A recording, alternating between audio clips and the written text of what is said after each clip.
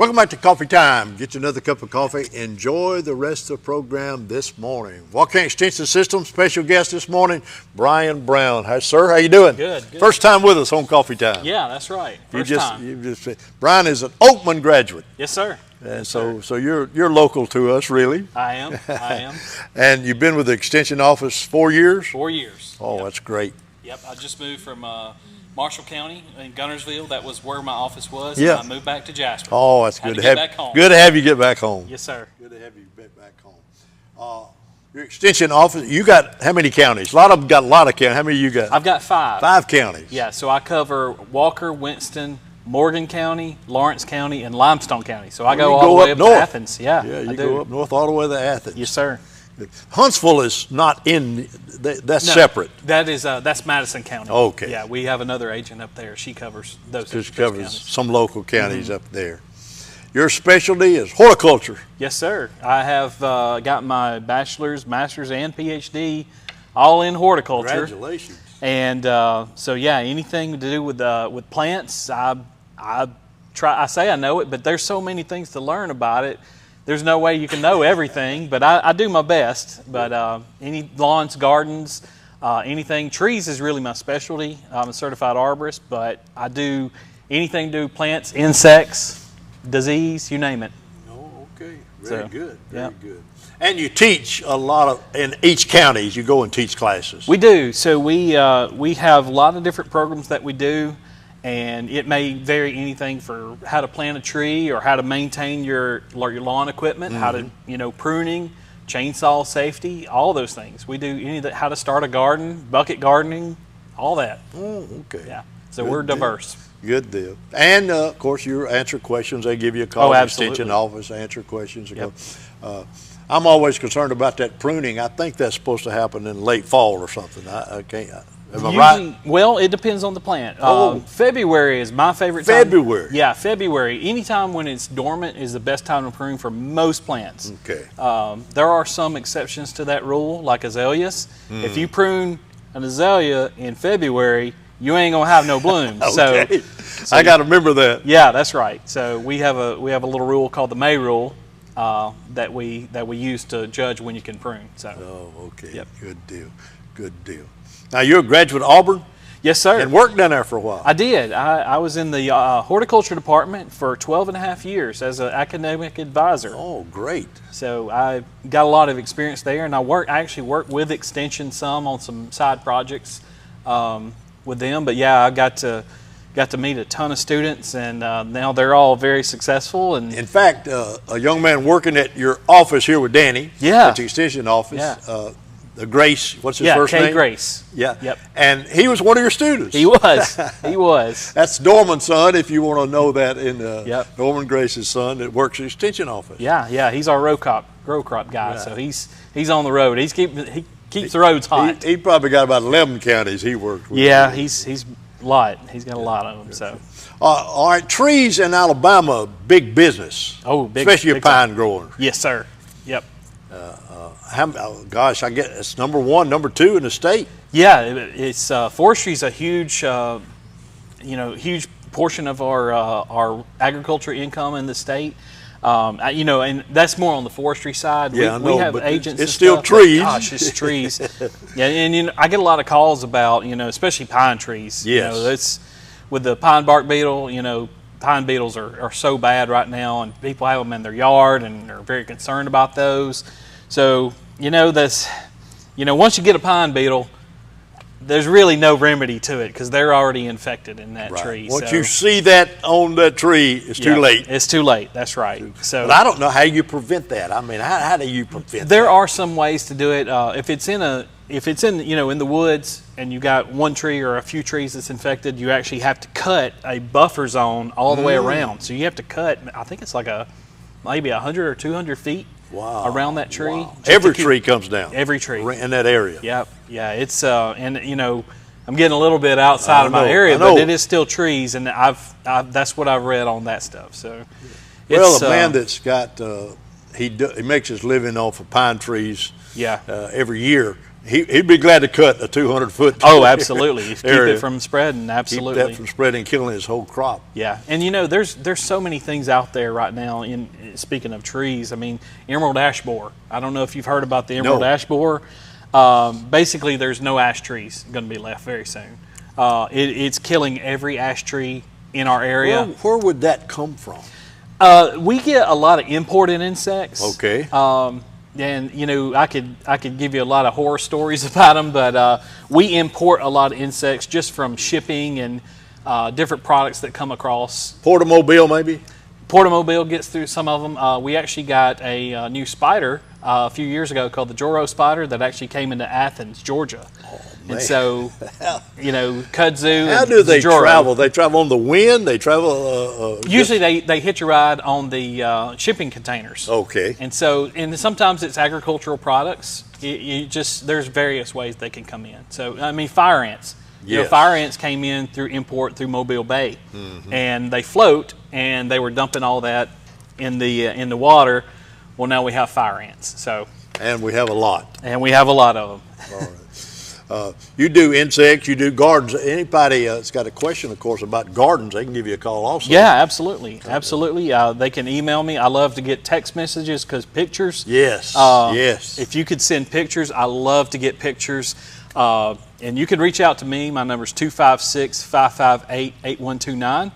But I love to get those because, especially now, 20 years ago, we couldn't do this. No. But now everybody can text pictures, and rather than me having to travel 40 or 50 miles up the road, they can just send it to my phone. And it may be hard for our viewers to describe that to you Absolutely. properly. Absolutely. So the picture, you got it. Most of the time when people call me, they'll say, well, my tree's sick or That's right. it's dying. What's wrong with it? Well, they don't really know how to describe that. So a picture is worth 1,000 words for sure when it comes to what we do. Well, you heard him. If you got a question about your trees, your gardening, here's the man to talk to. Brian Brown from Special Guest Extension Agent right here in Walker County. Covers 5 counties for the Extension Office and Danny's office. And so we've got him in here as a special guest this morning. So there's a number on the screen you can call. You got any questions, be sure to do that. Yeah, absolutely. Be sure to do that. All right, when do I, quote, plant my trees? Fall. The fall. Fall is the best time to plant a tree. A lot of reasons for that. One, it's way too hot right now. Yes. If you try to plant a tree right now, it's almost guaranteed you're going to kill it because it is just brutal. I mean, even existing trees right now are struggling. Fall, you start to get that cooler weather. They actually have a flush of root growth in the fall. So that's what makes it a little bit better. It can acclimate through the winter time, and when it comes springtime, it's already kind of got used to that soil. It'll put on new roots, got new growth on the limbs. So in our fall, we're talking about not being too hot, late October, November. Yeah, perfect time to do that. Absolutely. Late October, November. And that's not just for trees, that's for shrubs as well. Oh, okay. So trees and shrubs, any kind of woody plant, what we consider a woody plant, you want to put those in the fall. Yeah. So. And you told me the spring's the best time to do my trimming. Yeah, early spring. Early spring. Yes, February, March. February, yes. February, March is perfect time to do that. I have a rule of thumb called the May rule, and it says if it prunes before May 1st. So I like to think of azaleas.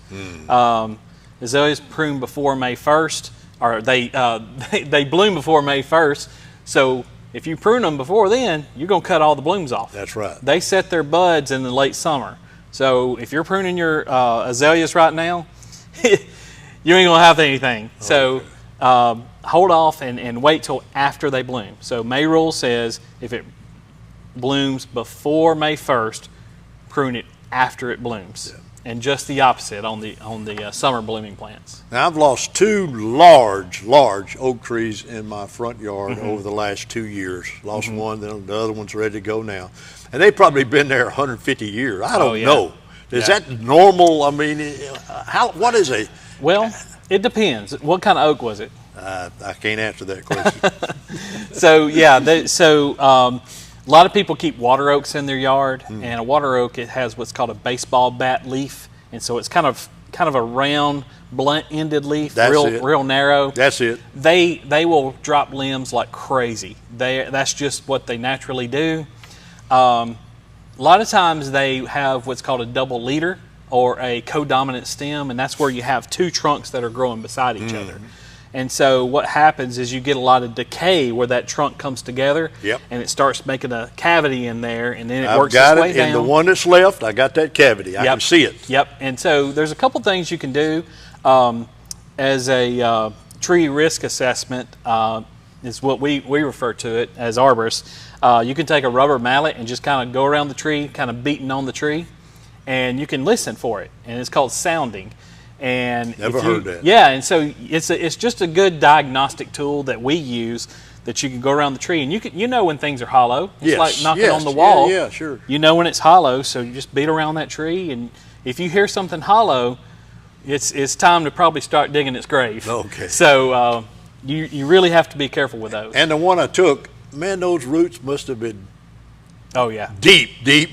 But they've been there 100 years. Well, and I'll tell you this, actually, most of our soils here in Alabama, or especially in Walker County, heavy clay soils. Yeah. Actually, most tree roots are in the top 8 to 12 inches. Didn't know that. Yes. And so it may look like they're deep, but they are actually not deep. Actually, a taproot is a juvenile feature of a tree. Okay. So, but yeah, they're most of the time in the top 8 to 12 inches. That's why you don't park underneath a tree. That's right. So, yeah, that will kill it. And when the winds come, they don't have much to hold them there. Yeah. They don't have much to hold them there. Yeah. All right. Do you have any classes that are in your near future that you're going to teach? Well, we're working on that. I'm getting a plan together since I just moved here about a month ago. And so I'm still working out my plan for that. We have a Master Gardener class. Yeah, it's going now. It's going on now, so you have to wait till next semester or in the spring to take that course. But, I'm looking at doing a kind of a short course where we kind of do a crash course in horticulture. Okay. Take you through each different subject about soils and ornamental plants and gardening and lawns and when to plant, when to prune. Yeah, all that good So stuff. I'm working on a plan to get that together here in Walker County. Good. So we'll have information on our website. You can always reach out to our office and see what's going on. But we just got done with a hydroponic class. We did 6 of them throughout the state. Now tell me what that is. So that is growing plants in a soilless media. Basically, you're growing plants in water. Okay. So a lot of the name is? Hydroponics. Hydroponics. Yes. Yes. So okay. really, it's a really interesting way of growing, and a lot of people do it with lettuce. And so lettuce is a great crop to grow because I actually had one growing in our office. So we grew some heads of lettuce, and we probably grew, probably 16 heads of lettuce in a little small system. And in 5 weeks, we were harvesting lettuce from seed to product in 5 weeks. In water? In water. No dirt? No dirt. That's outstanding. I'd like to learn that system. Yeah, it's fun, and so we're probably going to have a class in the fall sometime, but again, we're working on the plan for that. So. Good deal, good deal. We're so glad to have you in here today, and we want to let the audience know you, get to know you. Yeah. And a lot of people got a lot of questions about plants and insects and gardens and trees, and you're the man to talk to at the office. Yeah, absolutely. At the office. Danny is, of course, I think Danny is not here with us today. It's the reason Brian's in here with us, but he's got his national team at the national championship.